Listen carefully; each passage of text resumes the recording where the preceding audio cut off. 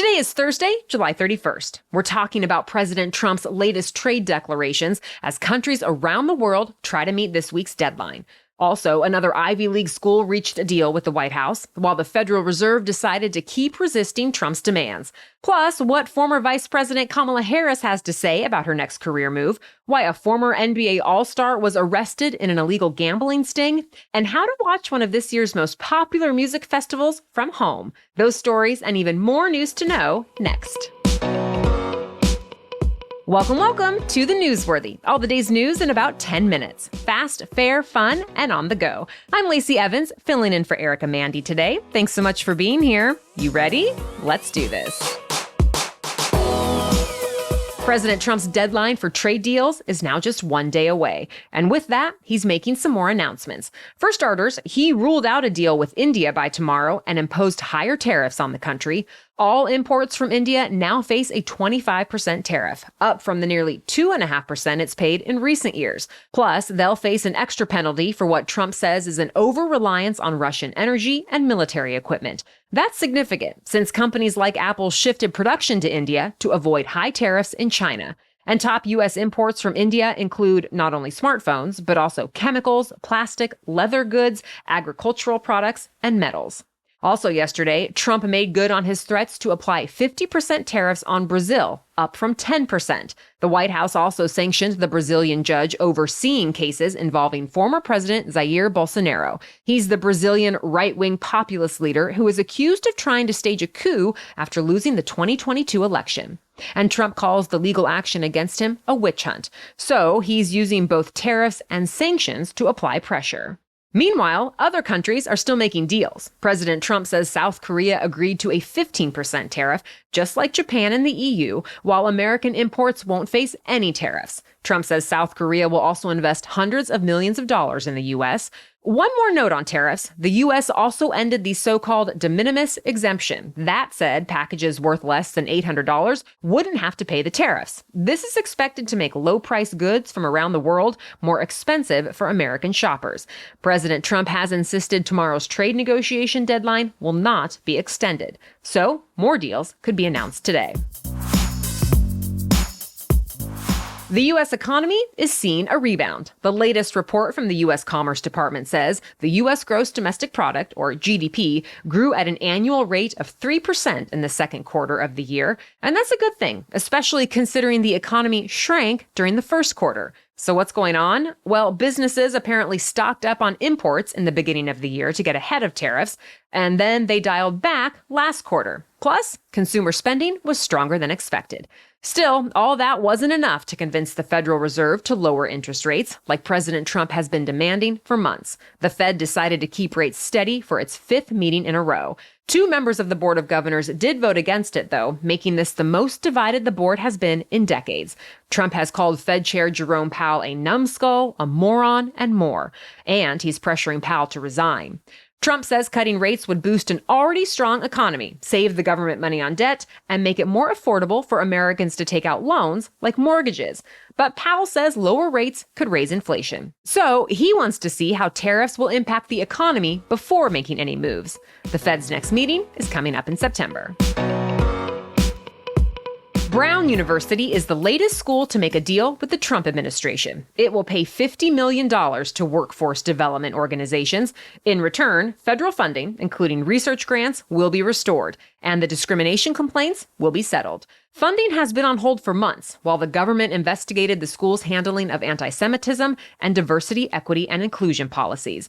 Now, according to the White House, Brown has agreed to foster an environment where Jewish students feel supported and adhere to non-discrimination laws in admissions. Brown also had to agree to certain discrimination provisions, like accepting the Trump administration's definition of male and female. It comes after similar settlements with other schools, like Columbia University, which agreed to pay $200 million to the federal government. The White House is still in talks with other universities, including Harvard, Cornell, Duke, and Northwestern.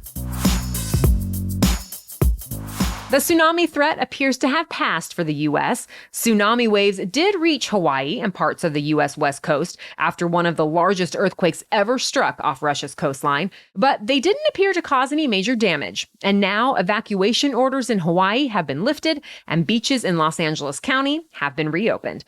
Still, actually getting in the Pacific Ocean could be dangerous for a little while longer since currents are still especially strong.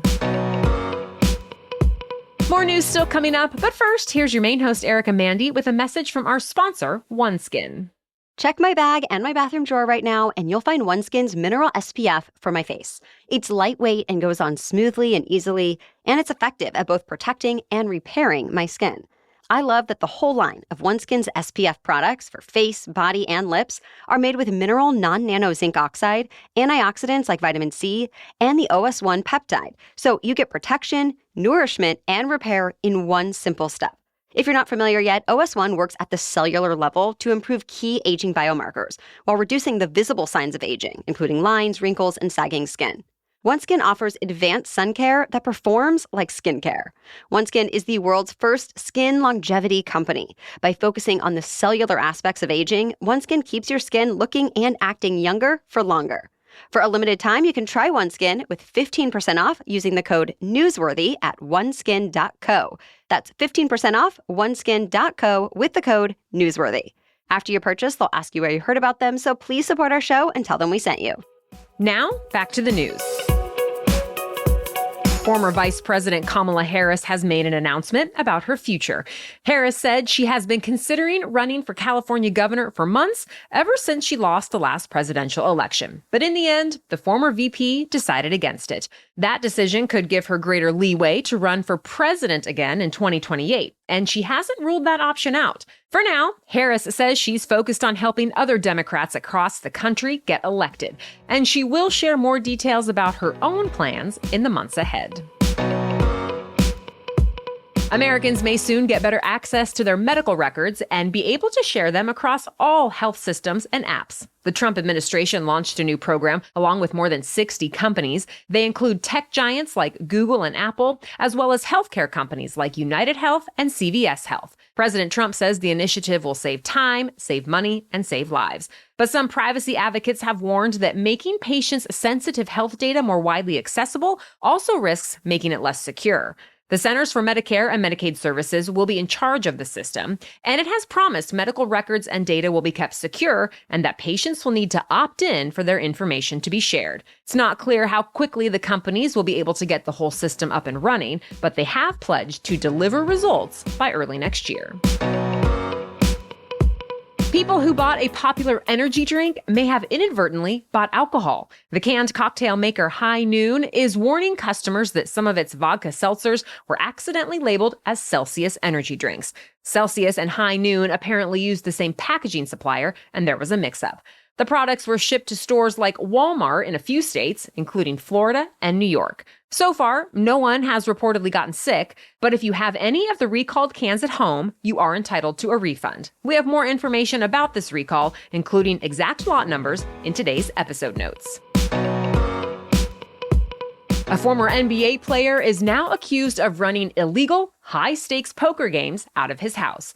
Three-time NBA All-Star Gilbert Arenas was arrested yesterday. He was charged along with 5 others who allegedly managed the games, including a man suspected of being in an Israeli organized crime group. Investigators say the games started back in 2021, and they apparently included women who served drinks, gave massages, and offered companionship to poker players. The charges say the games were also staffed with chefs, valets, armed security guards, and more. Arenas has faced controversy before. While in the NBA, he was suspended for bringing empty guns into the Wizards' locker room over an argument with his teammate, apparently linked to gambling debts. So far, no comment from Arenas or his lawyers about his arrest this week. If convicted, he could face up to 15 years in prison. Thousands of music fans from around the world are coming together in downtown Chicago for one of the largest music festivals in the world. It's time for Lollapalooza. It kicks off today, lasts 4 days, and about 100,000 people are expected to attend the festival each day.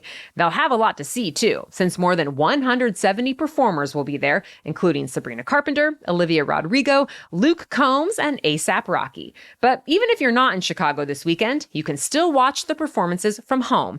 Hulu is streaming the festival live, and if you have a subscription, it's free. That's it for the main news today. Now it's time for Thing to Know Thursday. And if you're afraid of spiders, you might want to skip this one. But first, Erica is back to talk our sponsor, Hiya Health. Whether I'm taking a family vacation or it's another day at home, one part of my kiddo's morning routine that never changes is taking his Hiya Children's vitamin and probiotic. Yes, I'll even pack them when we go away because he loves them and I love knowing he's getting that extra support for his immunity and development. And the probiotic helps keep him regular and feeling his best. Plus, Hiya's chewables are made with 0 sugar and 0 gummy additives. I really appreciate that my son loves the flavors without getting overly obsessed with it. And are you tired of battling with your kids to eat their greens? Hiya now has Kids Daily Greens Plus Superfoods, a chocolate-flavored greens powder designed specifically for kids, packed with 55 whole food ingredients to support brain power, development, and digestion. Just scoop, shake, and sip with milk or any non-dairy beverage for a delicious and nutritious boost your kids will actually enjoy.